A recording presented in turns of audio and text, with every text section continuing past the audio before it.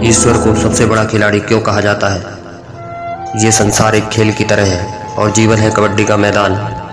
भक्त और भगवान इसके खिलाड़ी हैं। एक ओर से भक्त होता है और दूसरी ओर से भगवान अर्थात साधक और उसका आराध्य। जैसे कबड्डी के खेल में बीच में एक लकीर खींची होती है, उसी प्रकार साधक और आराध्य के बीच माया की एक लकीर खींची होती है। यहाँ भगवान और भक्त दोनों अकेले होते हैं, परंतु माया अकेली नहीं होती, बल्कि उसके साथ काम, क्रोध, लोभ, मोह और तृष्णा जैसे पार्षद भी होते हैं जो माया का सहयोग करते हैं। और यही पार्षद जीवन पर्यंत जीवात्मा को बांध कर रखते हैं अपने पाशों में।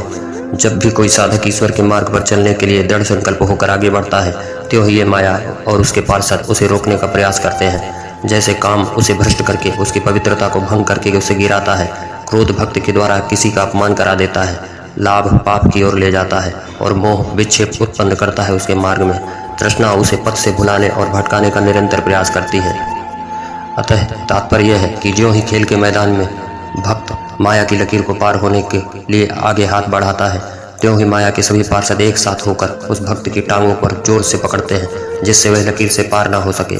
ऐसे में कुछ साधक कई बार पराजित होकर मार्ग का ही त्याग कर देते हैं और अपना अमूल्य जीवन नष्ट कर बैठते हैं।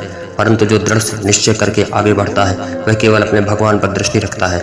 वह स्वयं को पूर्ण रूप से अपने आराध्य को समर्पित कर देता है और स्वयं को जीवित शव के समान समझता है।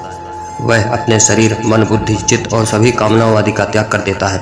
इस प्रकार वह साधक अपने शरीर और सभी शरीर संबंधी इंद्रियों और कर्म इंद्रियों व ज्ञान इंद्रियों को, इस प्रकार वह भक्त अपना सर्वस्व भगवान को समर्पित कर तब वो इस मार्ग पर आगे चलता है।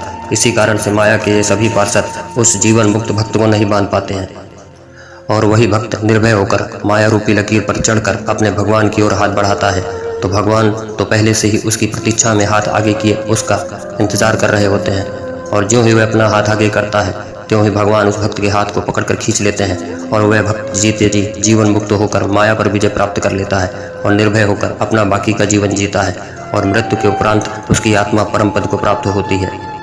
इस खेल की एक सबसे अच्छी खूबी यह है कि जो ही भक्त विजयी होता है, त्यों ही माया और माया के पार्षदों का स्वभाव बदल जाता है उसके प्रति। तात्पर्य यह है कि जो माया पहले विरोध में थी, अब वही माया भक्त को माँ के जैसा दुलार करती है।